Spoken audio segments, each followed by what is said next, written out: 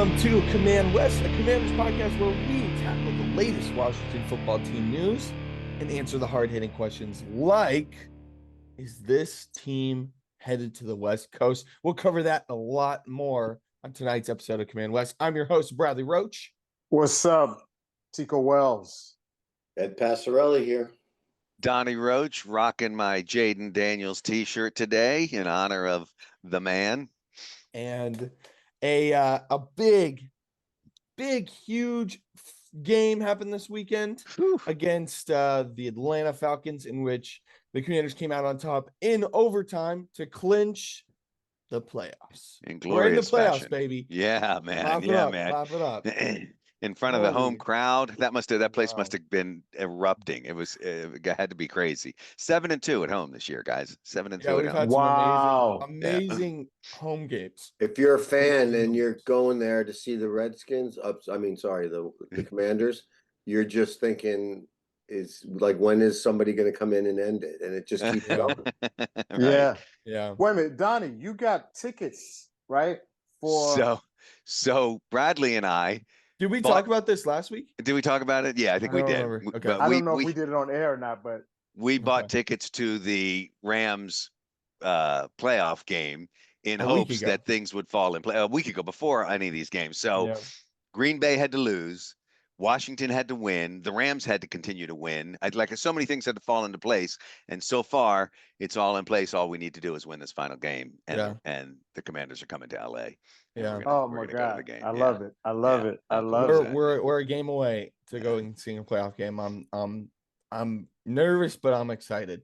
Well, hasn't that been the story? Like we're a little bit uncomfortable and not used to this. We're 11-5. We're 11-5. It's unbelievable. 11-5.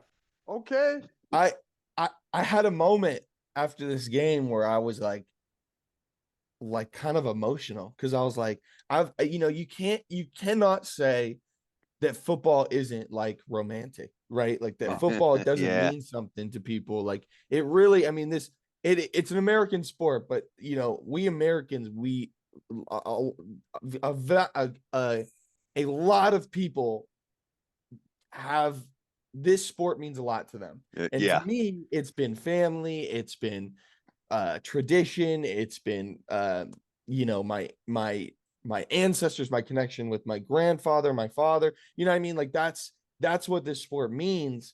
And to have this team kind of be a joke for my whole life, right? Like, oh, I'm a Commanders fan. Oh, oof. That's the reaction I got. Every rough time season. I said Yeah, that. right. Ooh, yeah, they've been pretty bad. This year, when I walk into a bar with a jersey on, people are like, hey man, you guys are looking great. Like people are excited for us because they know what this means to be 11-5. Yeah, to this for the first time in my whole life.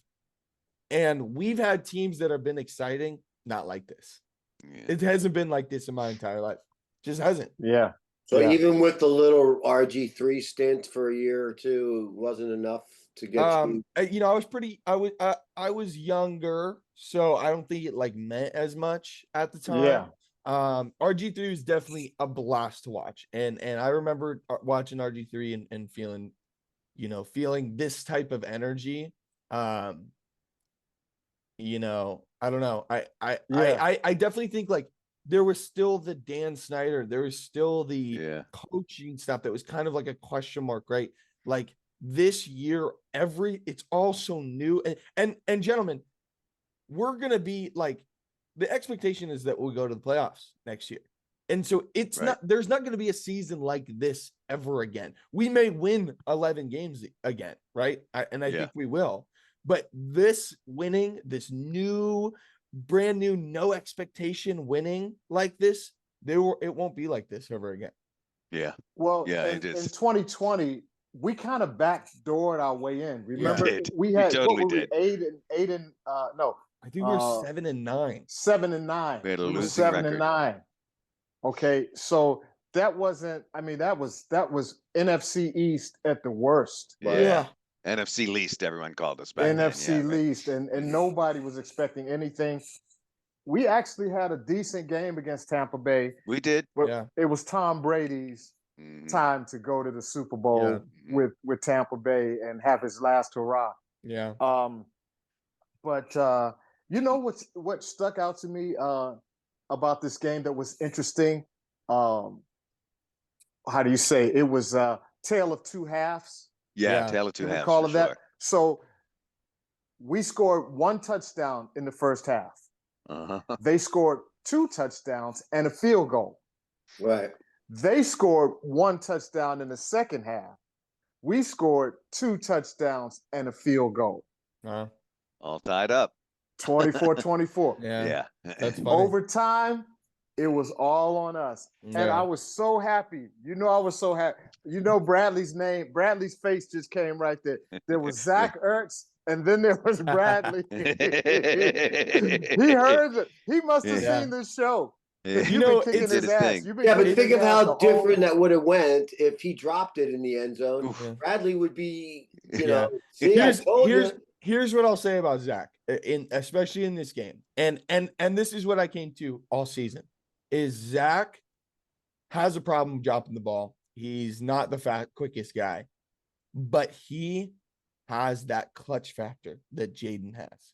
When he needs to make the catch, he usually does. And you know, my mind goes back to the Pittsburgh game, which I remember him there was a moment in that game that I remember being like, ooh, there was a play, a drop ball, and then the fourth down where he, you know, it was a bad spot. I mean, you really can't blame him for that. Oh, right. But you know, he didn't get over the line though to make sure. Exactly. But that's the only game this season he hasn't had that clutch factor. He's had drop balls, but he's also been clutch AF. Like those 2 catches in this game were clutch. Yeah. And that last one, man, it was almost. Did he catch it? Did he? Oh, totally. He caught it, right? He dropped it. You're like waiting for the replay on that, you know, and then you're like, how many catches were in that game where the ball literally touched the ground, but yet the guy had their hands in the right space? I think there was another one too. Even Zach caught one with his freaking legs. He dropped it and then caught it with his legs. I'm like, look.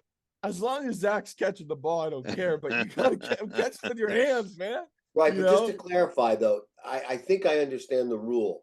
If both hands are on the ball, in control of the ball, going into the ground, and the ball happens to touch, but it doesn't get jostled out of that, you're still in possession of it. Your hands have to be under it. Yeah. Well, they don't have to. It can touch the ground if you're in that's control what I'm saying. of it. I don't think Jack Ertz was like that. It looked like it was like. I don't think that ball hit the ground. No, it didn't even hit the ground. It did not hit the ground. He cradled it like he did. He kept it up. It was insane how that worked. Yeah, I thought he dribbled it. When I watched it live, I was like, oh my God, he dribbled it and then cradled and then like sat on it because it kind of looked like he was like a little guilty. Yeah, I was like, uh-oh. But they had a beautiful angle from the end zone side. There was no question. We couldn't see it because he curled up like a baby. Yeah, but from the Jaden side, you could clearly see. Very clear.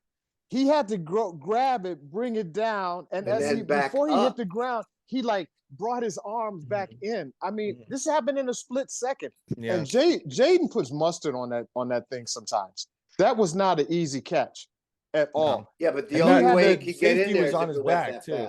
Yeah, the guy was draped all over him, man. Yeah. That could have easily been a drop. Tough catch. And then we would have heard it. Donnie would have been saying it touched his hands. Bradley would have been saying, and he could have had 3 touchdowns this game. Yeah, there was one. Then I wouldn't be able to say nothing if he had caught 3 touchdowns. Oh man, that one was about this far. It was like this far. Like he got like just this much finger on it, you know, like not enough to grab. Well, but like that pass is perfect because you talk about putting it in a place where only your receiver can get it. Right. And that's what Jaden did, was put it in a place where that safety had no chance. Right. Zach was the only one that could catch that. And you know what?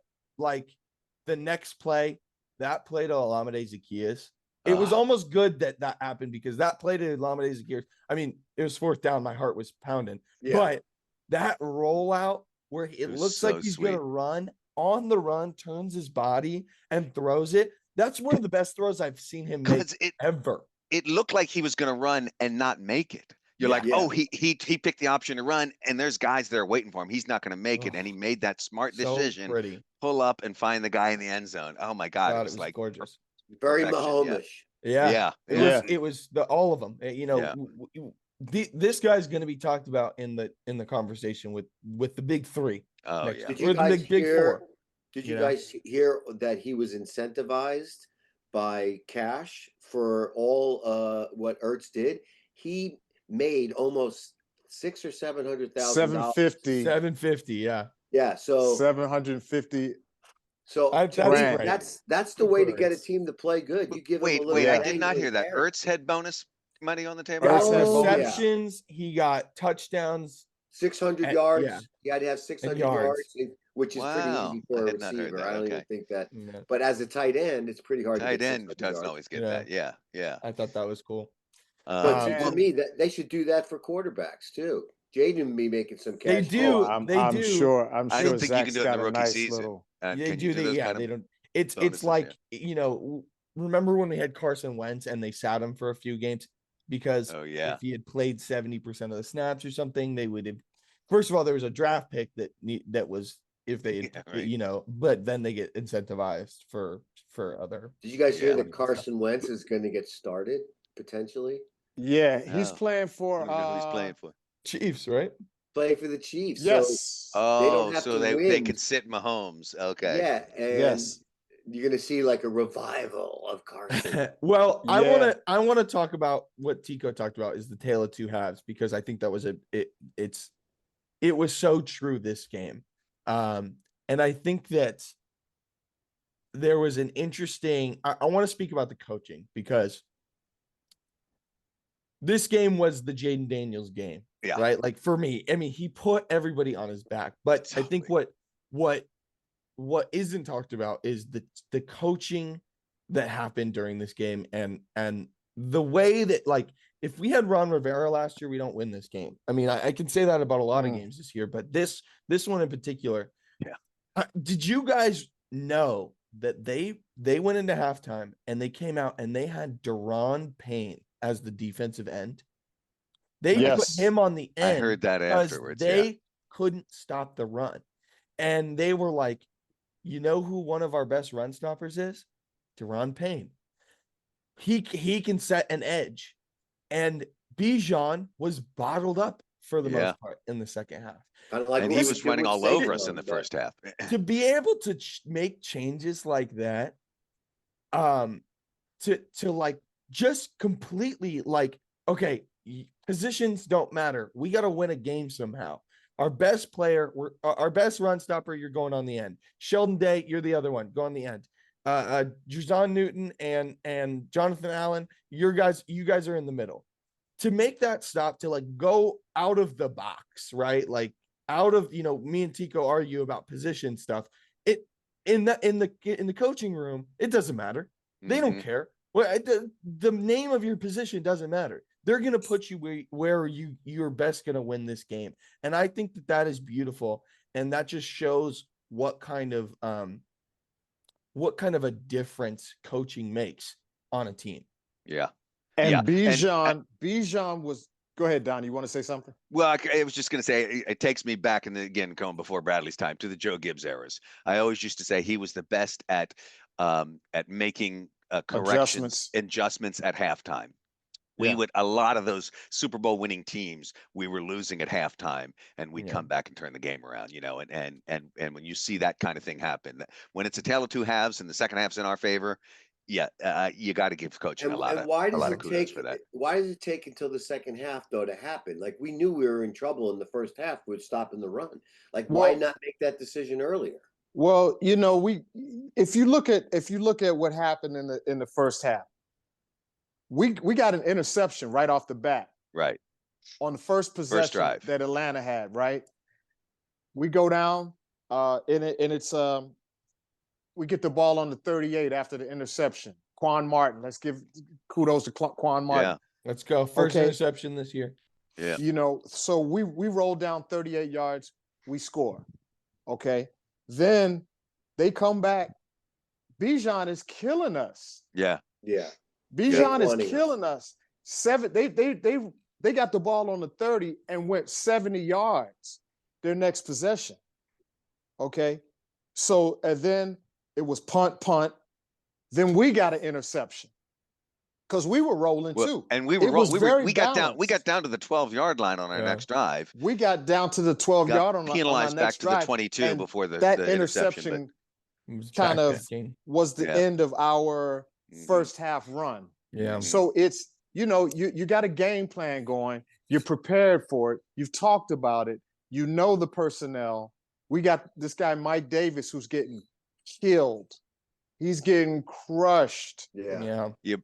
And you still got to go Mike Davis or Benjamin St-Juste. Who it was funny. It was funny because Benjamin St-Juste in his 12 snaps looked pretty good compared to Mike Davis. But I think they're just done with Benjamin St-Juste. Well, but also to answer Eddie's question, and I think this is what you're getting at, Tico. You don't want to make you don't want to make snap judgments, right? You don't want to go, oh, there was a drive and Bijan ran all over. You do kind of want to stick to your game plan to see if things can start clicking into place. Right. And before you make those judgments. So halftime is a good time to go, all right, let's reassess here. Is it time to make some changes? Right. You really can't look at Jaden's interception as anything but his fault, because if you look at what happened there, he just misread the guy was pulling back from the rush, and he I mean, it was a good defensive stunt. Yeah. Right. So that changes your whole outlook on how your philosophy of your of an offense is gonna operate. And it's not as easy as, hey, Duran, go on the side, Sheldon go. It's not like it's not that easy. They have to you gotta map it out. The plan, right? Yeah. Okay. So here's what everybody's new responsibility is. It's not just easy like, oh, you go there, they're looking at all the film too during half. Right. They're seeing all the film and they're going, okay, see this right here? It's happening every time. Yeah. We'll put a Band-Aid here. We'll put a Band-Aid here. So who did it with Saquon too? Who did they take out when they moved Duran? Did they take Fowler out? I think that Fowler went in, Fowler is a really good pass rusher. And Dorance, but not a run stopper. And Fowler's been pretty good at run stopping this year. I think Dorance Armstrong is the weak point on in the run stop. But I know that Sheldon Day and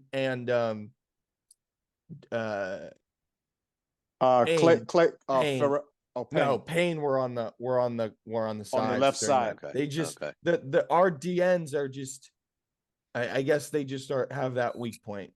Well, that's the thing. When we were talking and we cleared it up last week about these edge rushers, right? We got the speedy Luvu and the speedy Fowler as good pass rushers, but they're giving up size as far as the run stop.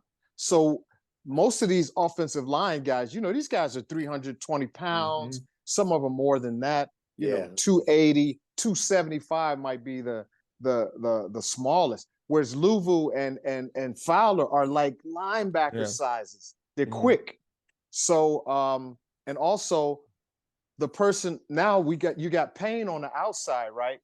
The line is not used to that. Like you said, that you move somebody like a Payne who they know him to be on the inside. Yeah. You've practiced with him on the inside. That's his main. Now he moves to the outside. You got a whole nother feel in there, but it really worked. Because in the second half, they didn't get the ball. The Falcons really didn't get the ball. We got the ball. We went down because it was 3 and out. Yeah. We went down 69 yards for TD, our first drive. Then they punted. Then we went down 70 yards. So we had a 69 and a 70-yard drive for touchdowns right off the bat. Then they punted again, eating up a lot of clock. Then we went down 52 yards and scored a field goal. So, really, we shouldn't have allowed a defense allowed them to run to move the ball 68 yards for that touchdown in that final drive. Here's we know what this defense is, though. You know what I mean? Like, they're not clutch. They don't have the clutch factor, unfortunately. They haven't all year. They haven't had a stop when we needed them to all year long. You can't think. I can't think of a time where it's like, wow, we really needed them to hold and they didn't. Stands for that 2-point conversion against the Saints. Yeah. Other than that, there hasn't been a game this season where they have made a stop for us to win the game. It's always been, well, offense, get out there and go win the game, you know? Right. Well, so on that, let me give you my take on the tale of two halves, because we got the kind of the defensive take from Bradley. From the offensive perspective, and you're right, we controlled, dominated the time of possession. And look, we all know it. It's like Jaden Daniels put the team on his back, and we did not have a run game again for the third week in a row, except for Jaden Daniels, and he was running like a madman, and he was doing his thing and scrambling. Thank God he's healthy again, because you can really see the difference. There was some key runs though by all of our running backs. There was some key ones in the second half. There was a few. So let me give you some numbers, because I ran down the last few games and what our run game is without, if you take out Jaden Daniels rushing. Okay, so our last good rushing game was against the Titans before the bye, 233 yards, not including Jaden Daniels rushing yards. Then we come back from the bye, we play the Saints, 71 yards if you take away Jaden Daniels. Against Philly, 32 yards rushing. Against Atlanta, 89 yards. Okay, so and then except Jaden Daniels, who had 100 and what did he have?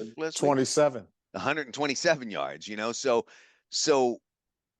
that's a concern that, you know, we talked about that a little bit last week. Rushing game, sure, rushing game looks okay when you add in Jaden Daniels numbers, but when you take away Jaden Daniels, what's our planned rushing game doing? And it has not been effective. And how's that going to change? Now, there is talk Austin Eckler was taken off the or put on the 21-day. Did you see this? Taken off the 21-day list or something. Exciting. So yeah, it's very exciting. I don't know if that means he plays this week. In fact, I would be a little surprised if he plays this week, but he could be ready for the playoffs. So, and maybe that's the thing, because it really felt like it was working when we had the 1-2 Brian Robinson, Austin Eckler punch, and it just hasn't been working the past few weeks. I wouldn't be surprised to see Chris Rodriguez or Jeremy McNichols get the ball a little earlier this week than they do. They kind of have been saving them like second half kind of stuff. And I wouldn't be surprised. And C-Rod, I think that they're impressed with C-Rod. Yeah. Because he's been impressive. Yeah. Yeah. Now he only had one. No, I take that back. He had 5 carries for 16 yards. But man, jumping over that dude. Yeah. Yeah. But you know, it's the touchdown, and it's when they happen. Yeah. So sometimes we get caught up in the stats, right? Yeah. But the bottom stat is always the W. Wasn't it C-Rod that did that leap forward for? Oh, it was 4th down.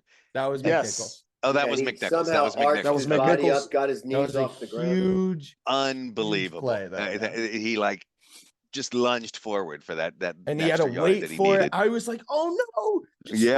Just reach forward. Like, was that McNichols or was that McNichols? Yeah.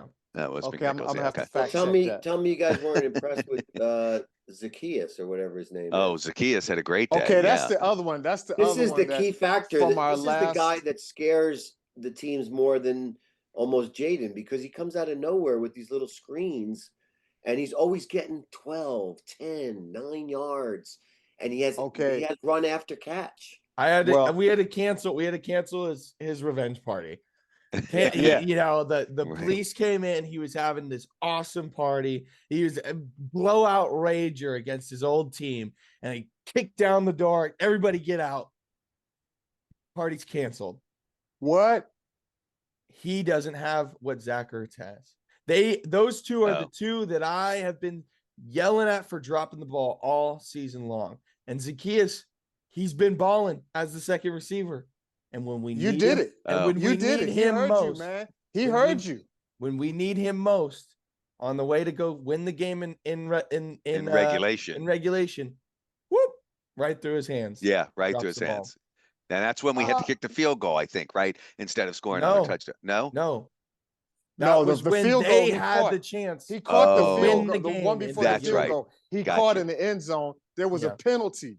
Yes. Yeah, he could have had 2 touchdowns this game. That's right. He could have had 2 touchdowns. No, but this is why I said last week, Bradley, you know, the stats on people, when a team decides you're number 1 receiver, you're number 2 receiver, you're number 3 receiver, that means the focus is going to go with the quarterback reading. And if you're number 3, Crowder's not going to get the touches, but last week he was one of the big heroes. This week, it could have been in the team meetings. Look, we're doing this for Dan Quinn and we're doing this for Zacchaeus because these are their former teams. Yeah. Well, Zacchaeus had a big week last week too. Mm-hmm. Yeah. I mean, he got the 2 touchdowns, right? And he was the leading. He was 2 weeks in a row the leading receiver. Yards receiving. Yeah, right. Yeah. So what I'm saying is that it has to be in the game plan that we're going to go to you. Yeah. We're going to you first. So there are a lot of great players out there. And like Chris Rodriguez might be starting for somebody if in the right situation. You never know. Maybe. Eckler might be starting for somebody in the right situation. It's all depending on the players that you have. So going back to Jaden, he's our leading rusher. You got to go with what the players that you have can do. And that's why some of the players, the veterans say, we don't want to play for a coach who's all about just his scheme. Yeah. Right. He doesn't have any regard for what our skill set is. And I think Quinn understands that. Oh yeah. I think that is incredibly astute, Tico. The players that we have, we are playing to them. And that's what I've kind of been saying all year is we're 11-5 right now. And the team is looking how they are, right? Like Olamide Zacchaeus as the second option. I don't love that, right? Like I've been very vocal. I didn't like Noah Brown as the second option. I want a second option that is a T. Higgins, right? You see T. Higgins during the Bagels game. Jamar Chase and T. Higgins both had 100 yards. Right. And T. Higgins was making acrobatic catches, right? Terry McLaurin, did you guys know he went to the blue tent this game? No. Yeah, he got hurt. No. So Terry McLaurin was injured against one of the best corners in football. Wow, AJ Terrell is really good. He was on him like glue. Yeah. And Jaden, when he did pass to Terry, I think he was a little inaccurate. The couple of throws that he threw to him weren't great. Yeah. There was a couple where Terry did have a step on him and he missed.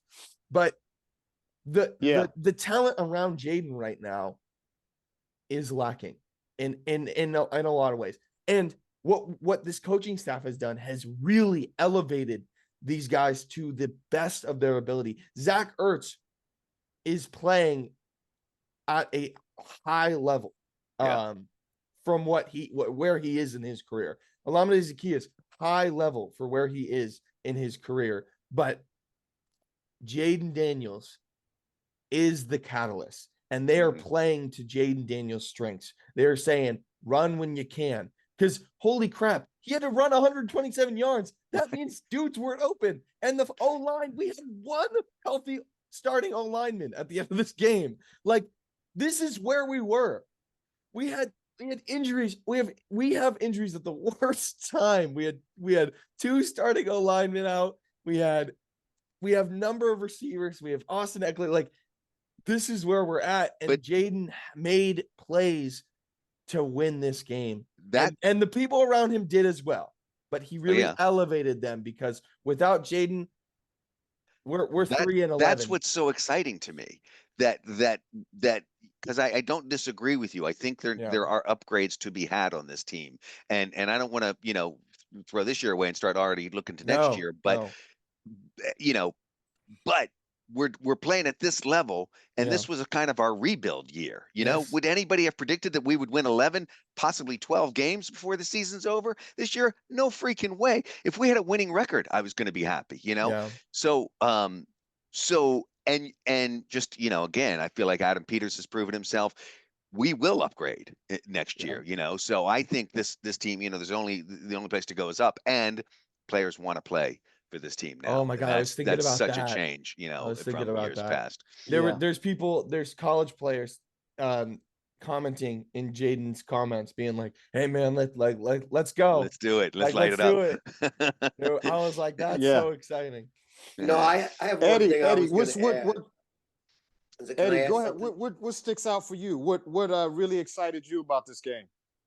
Well, what I thought I was observing though about Jaden was that, as much as I want to applaud how he single-handedly is winning these games for us, I mean, let's face it.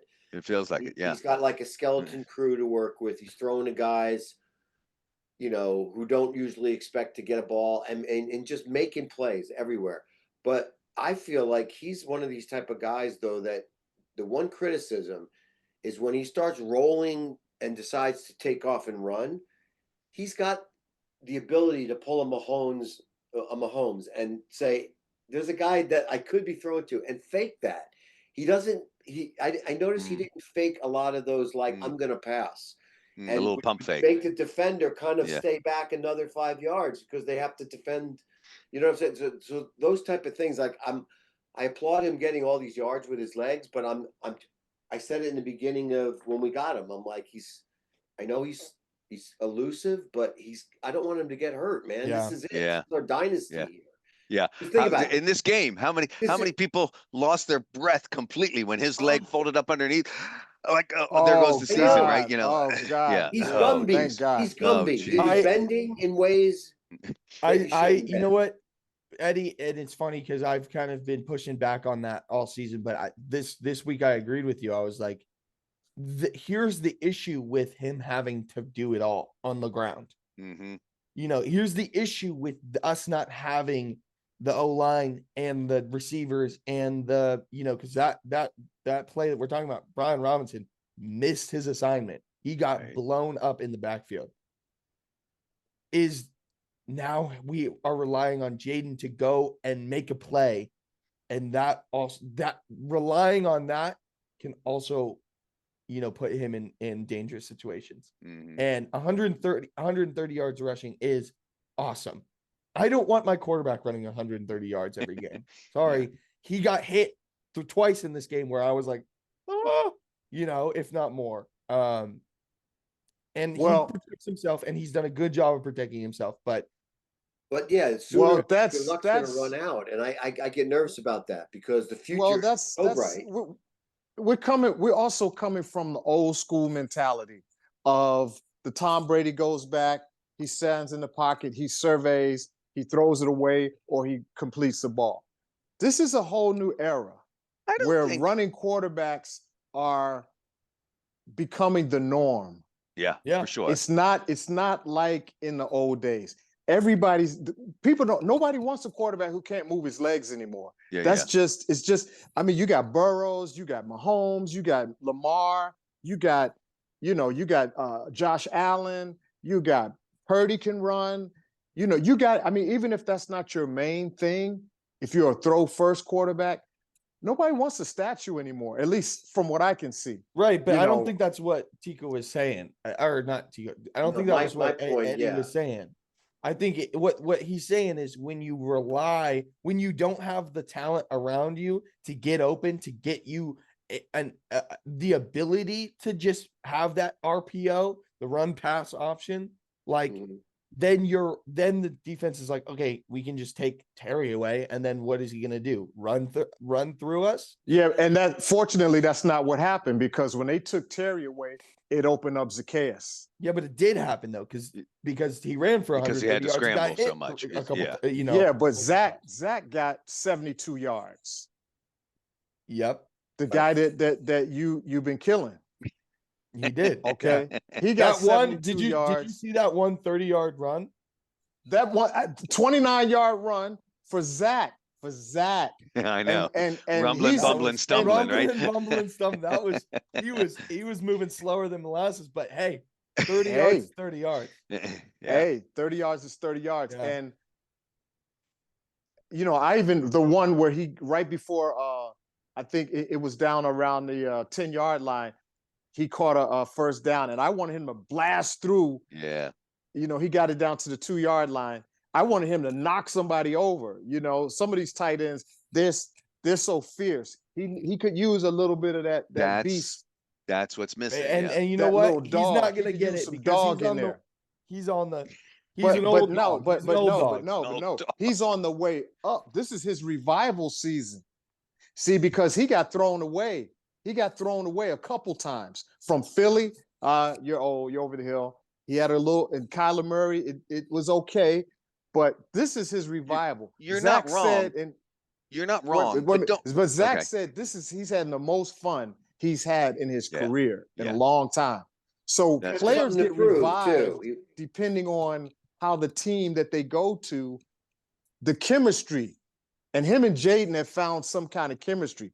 We haven't had a tight end that we can rely on in a long time. Right. You know the commercial that you're reminding me of is when Randy Moss and Dan Marino and all the old guys put on their jerseys and go out and like get hit and they're like, I'm out of here. It's not like you could just throw on a dirt jersey and when you put it in the right situation, you're revived. No, thank God he's not that old. Tico's not wrong. This has been a revival season for him. It's it's a big turnaround and kudos to him. But don't expect his speed to improve or his strength to, suddenly he's going to start overpowering guys. Like he's not gonna pull miracles. He's going to make clutch catches. That's what he's been doing for us. And get open. And he gets open. He finds a way to get open. So 6 for 72 yards. I'm good with for a tight end. I'm good. 6 for 72. Is incredible. You know what I mean? 6 for 72 that's exactly where your tight end should be. And actually, that run was 37 yards. That was a 37-yard play. Well, the total play was 37 yards. It was a 37-yard play. Passing and run, catch and run. Okay. Yeah. Right. And he was moving. I mean, that was probably the biggest play for a tight end. You don't see Kittle. I mean, that's Kittle. Yeah, that's Kelsey. That's Kelsey. That's Kelsey. Yeah. And Zacchaeus, 85 yards, 8 for 85 yards. I don't expect more than that from him. I expect him to make the catch at the end of the game. He's going to make that when Terry's not catching. He's going to make more yards. Yeah. But that's fine as long as someone takes. Do we have? We're about an hour in. So do we have any other points of this game? Eddie. Oh, I'm sorry. You want to go first, Tico? But no, go ahead. Because Eddie sent us something that was an interesting stat, and I didn't know if you wanted to run it down, comparing Jaden Daniels and Patrick Mahomes. You got that in front of you, Eddie? Yeah, I do. Yeah, so the comparison is really interesting. So you got Jaden Daniels, now total yards, they're talking about total yards rushing and passing. Mm-hmm. So there's a little of a strange chart comparison, but versus Patrick Mahomes, total yards running and passing. Patrick Mahomes, 42.35. Jaden Daniels, 43.94. So he's got him there. Now, again, little disclaimer here. I don't know if this is the most accurate, up-to-date chart, but it was one that we found. We were double-checking it beforehand. Yeah, it was good. Pretty close. Yeah. The completion ratio is interesting. 67.5 for Patrick Mahomes and 69.4 for JD5. Nice. Right? Comparison of total touchdowns, whether they're running again or passing. I'm guessing it's both. 28 for Mahomes, 31 for Daniels. Right. Solid. Right. Nice. He's in good company. He's in good company. Interceptions, not the favorable part of the chart. 11 for Mahomes, only 9 for Jaden. A win there. Total passer rating, I assume they mean average for all the games up until this point. So 15 games. 93.5% for Mahomes. 101.2 for JD5. There's our guy. That's our guy. We got us one. Yeah. So a really cool chart. Yeah. I think the other similarity is that these are come from behind winning quarterbacks. Mm-hmm. Yeah. They know how to win in the fourth quarter. They know how to win in the last 30 seconds. Yeah. Yeah. I do, it is interesting because Mahomes has been like the poster boy of the NFL for the last couple of seasons. So that's why this comparison is meaningful. But you put Jaden Daniels up against every quarterback in the league, or the top 10 or whatever, and he's right there with all of them. Yeah. I mean, he's ranked Joe Burrow 5 right now. Joe Burrow probably has more passing yards. Lamar actually has a little less rushing yards. Josh Allen has more touchdowns. Jalen Hurts has more rushing touchdowns.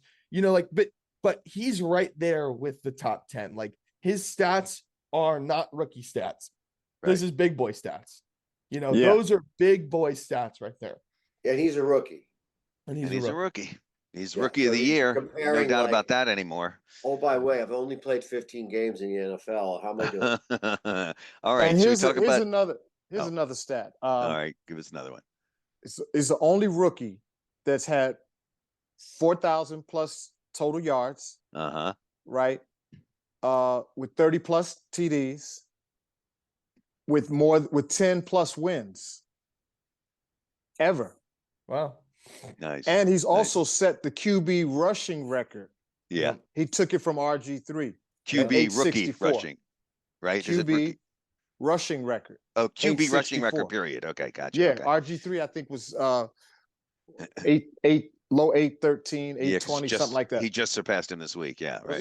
Yeah, and he's got another week.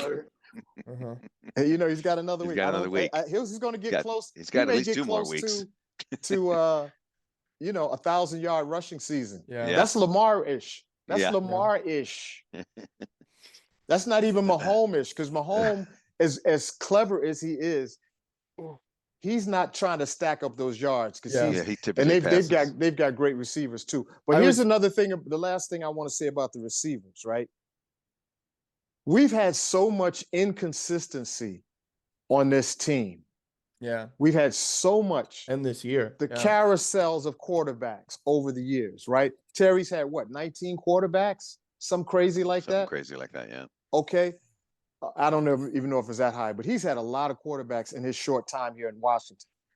Some of these players, we think that just upgrading and putting in pieces is the total answer to go to the next level. Sometimes it's consistency. The Kelce's, Mahomes, that's a consistent factor. That's a consistent, and we need some of that. We need, him and Terry a second year. Yeah. Him in this offensive line, a second year. Yeah. So sometimes just continually getting rid of that's what Dan Snyder was doing. He thought he could just buy championships. I mean, that's what it looked like. Just bring Dion in, or just bring, Albert Haynesworth in. Just bring all these, it didn't work this year. Let's switch it up again.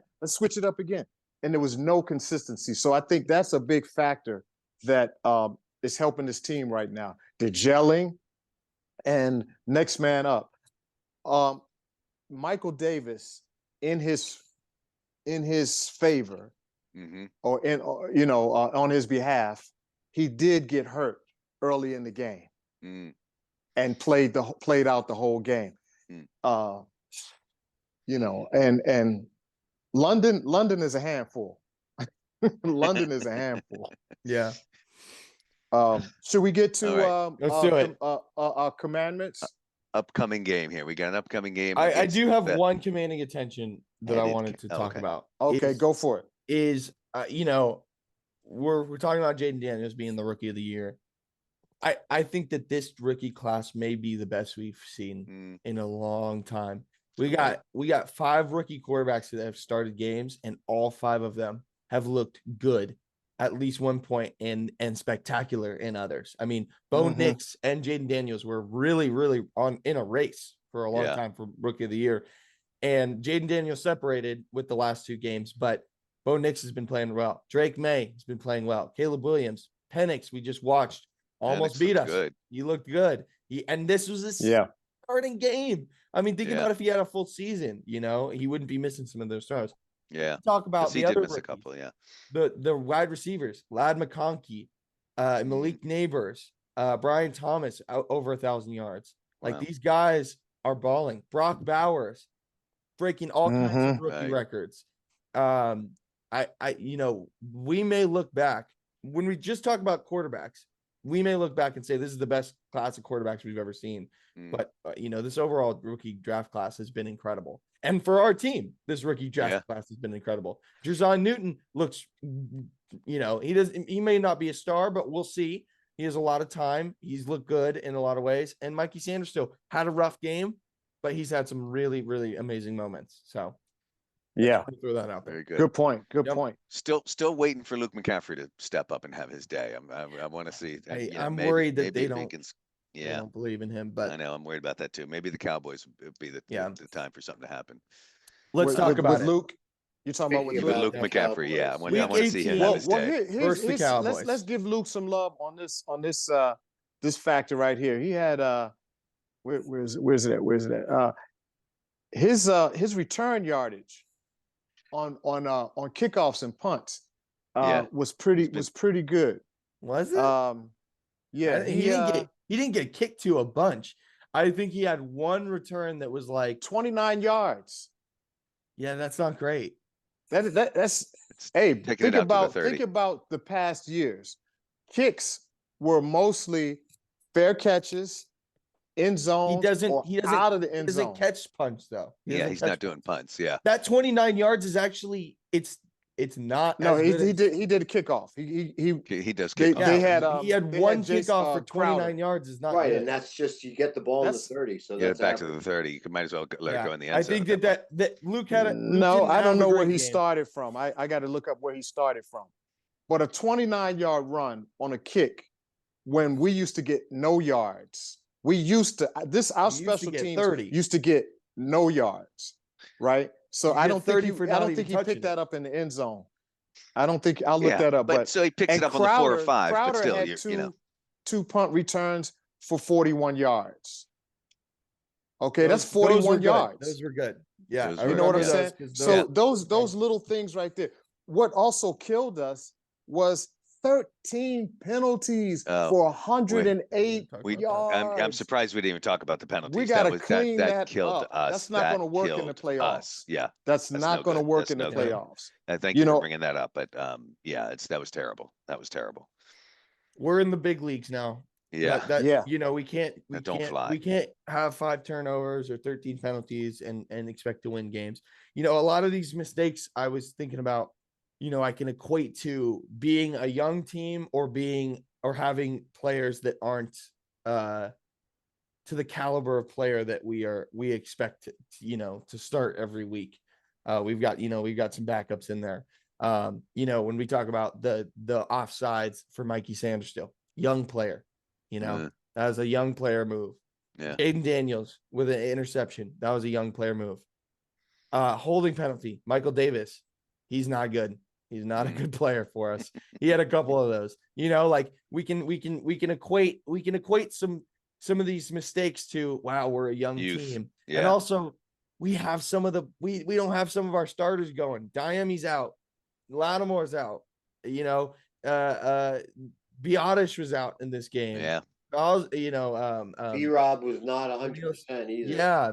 Terry got hurt, so KJ Osborne had a holding penalty. Thinking about some of these mistakes. So that's bringing me to my comment. Drops, yeah. Do we really want to depend on the legs of Jaden Daniels to carry us through the playoffs?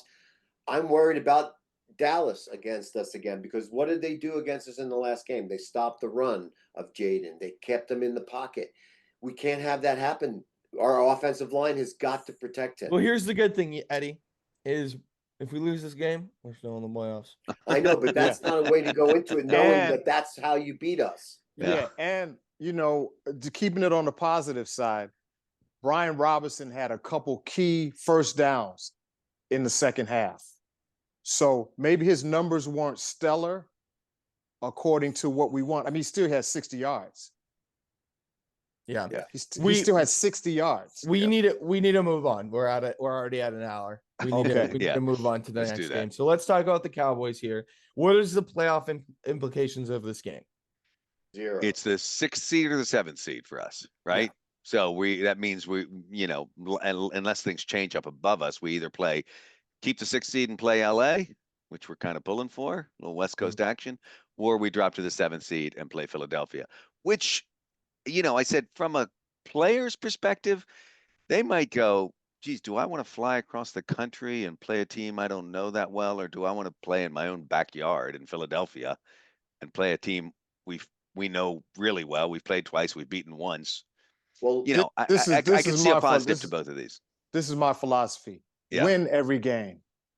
Well, yeah, I'm with you. I would rather see them win and come to LA. That Tom Brady used to have. I'm not saying I'm playing all the way through. I'm playing after we've got clinched the division. You know what I mean? I'm not saying anybody would have that thought and throw the game. I'm just saying, if you're looking at, who would you prefer to play? It might be easier just to go up the road and play Philly, Personally, yeah, I believe, but the pro, what do you call it? The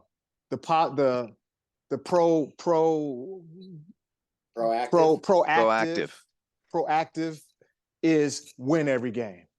Yeah. Stay in that mode. We got some stuff to clean up.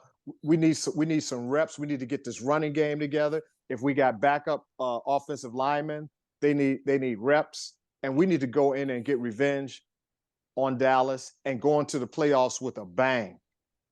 That's the way I look at it. I agree, but if you're going to talk about whether or not we should be playing Philly first or the Rams, I would much rather play a deflated Eagle team, which doesn't have their quarterback back yet. What are you guys saying right now? Holy crap! The Eagles have been the best team in the freaking in the conference. And Jalen Hurts will be back for the playoffs. What are we talking about right here? They don't have a penny picket. You're right. Did you guys watch Matthew Stafford against the Cardinals? He put up 13 points. Let's be real here, gentlemen. I'm not scared of the Eagles, but let's play the fucking Rams. I know, but we played the Rams last year. We went to the game. Remember, guys? It's not last year. Who gives a shit? Different team. That was a different team. Yeah. I don't like being in that stadium. I even told my nephew, I said, I don't really want to go this year because he invited me to go to the game. Either way, I'm not going to feel good. Hey, right? Well, if he's got tickets, tell him we want them. I don't want to be in the Rams' house dealing with that. I'll be in the Rams' house. I feel you. Hey, but the bottom line is, for Jaden Daniels, if you go into any game with the idea you're going to win, everything else will take care of itself. Also, for Jaden Daniels, coming to LA is a homecoming.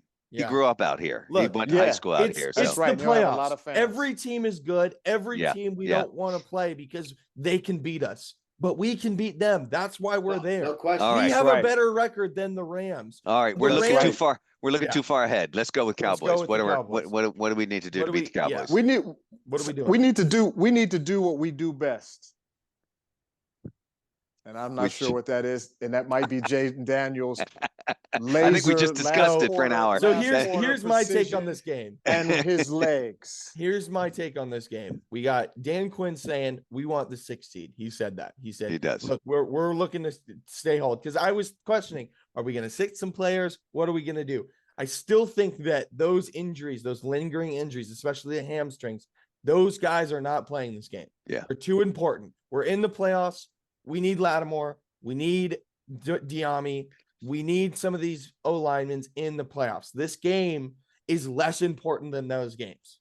It is. I don't mind sitting Lattimore. Agreed. Because remember, against the Eagles, Lattimore caught a lot of pass interference calls. So in a sense, he was the same as Michael Davis. Part of that 108 yards was Michael Davis. We don't have another 20 minutes for this argument to go down, but I can see. He got burned. I can see something brewing. He got burned just as much as anybody else with all those penalties that he caught. So I'd rather rest him or play him in the first half. If he's not fully healthy, we're going to need him for the playoffs. Yep. We just rest him. We need Lattimore for the playoffs. Yeah. We'll agree on that point. The other thing, CeeDee Lamb isn't playing this game. The Cowboys have a lot of injuries and they have nothing to play for. You know, a lot of teams where you go, they're going to play spoiler. They can't even really spoil. I mean, they'll spoil a seed, a playoff seed, but that's not. The Cowboys have nothing to play. The only thing they have to play off is to say, well, they made it to the playoffs, but we beat them twice. We beat them twice. What we used to say about them. Right. And look, Eddie, I'm glad you brought that up. I don't want to be swept by the Cowboys starting Cooper Rush in this season. Come on. We are so good. We cannot be swept. The defense needs to take care of it then. Let Jaden have a friggin' relaxing afternoon. That's not going to work. That's not going to work. Yeah, that's not going to work. That's not going to work. Jaden needs to go in there, dominate so bad that they put Mariota in. Then do it through the air. You guys are saying the same thing. You guys are okay with that. You guys are saying the same thing. Jaden plays the first half, gets 2 or 3 touchdowns, and then let Mariota finish it out. But I hear what Eddie's saying is, damn, let's get some defensive touchdowns here. Let's rack up that score so Jaden doesn't have to go in and like put on a freaking clinic to win this game. Yeah. Like let's see it. Superman costume is only going to work for like so many times. It doesn't work in the playoffs. I'm going to give my commandment because you're all speaking to it. You, Bradley, you said you read it and you weren't going to pimp it, but you kind of just pimped it. Did I pimp it? Oh, I'm sorry. So my commandment is thou shalt rest your injured players, get the win, and book your flights to LA. Boom. All right. Thou shalt redeem ourselves and kick ass. Nice. And mine was thou shalt carry JG5. The rest of the team carry him. Yeah. There you go. I like that. Yeah. Eddie, let's get everybody else carrying. Yeah. I love it. Give him a friggin' rest. Yeah. I'm going to use the same one. I'm going to copy and paste mine from last time we played the Cowboys. Because in that game, I was like, you want to piss me off? Lose to the Cowboys. Thou shall beat the Cowboys. There you go. And plain and simple. Here we go. So let's give our predictions. Let's get out of here. Win every game. Win every game. We're all picking. Win every game. The same thing here, right? The future is win every game, right, boys. It's so hard to do, man. All right, big win, big win, big win. Which I can tell you right now means Tico takes the season because we're now that's the last game we're all picking the same. So right. And listen to all of our millions of fans out there. Happy New Year! It's 2025 today. As of today, we appreciate you. Subscribe, like. All that good stuff. You want to take us home, Bradley? What you think? Yeah.